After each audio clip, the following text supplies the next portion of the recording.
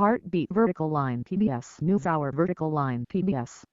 Player position, absolute. About US vertical line local TV listings email print arts and culture archive. Visual. Film. Literature. Music. Culture. Performing. Visual. Can't decide what to be this Halloween. How about a Banksy? Posted by Victoria Fleischer, October 25, 2013. You will need plenty of face paint and a little patience to pull off these Halloween costumes inspired by Roy Lichtenstein's pop art. Photo by Flickr user Victor Sekalara.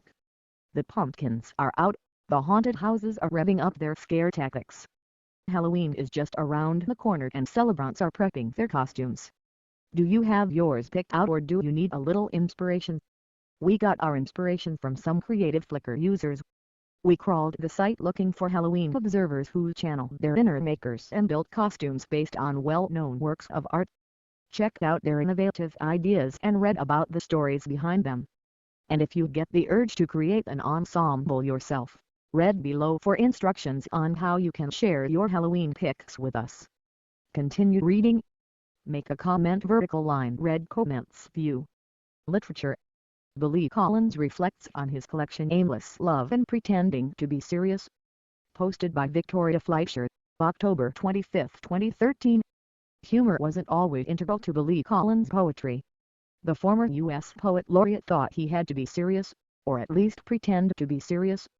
Collins eventually found a way to meld his personality with his poems, and his new collection, Aimless Love, continues to show that off. He stopped by the NewsHour recently to speak with chief arts correspondent Jeffrey Brown about capturing everyday life in a poem. To hear Billy Collins read or dog on his master, watch the video below.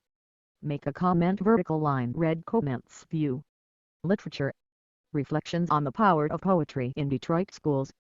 Posted by Jeffrey Brown, October 24, 2013. Chief arts correspondent Jeffrey Brown and U.S. Poet Laureate Natasha Trethway talked to students learning poetry through Inside Out, a Detroit-based literary arts project that brings writers to public schools. Photo by Reed Riedel.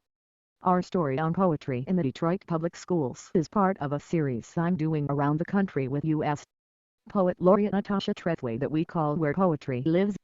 The idea is simple, not to bring poetry from the outside to people, but to examine and capture the many wonderful, often unexpected ways and places where it's found. And, yes indeed, poetry lives in some of Detroit's public schools, through a program called Inside Out that brings professional writers into classrooms. We visited Marcus Garvey Academy in East Detroit and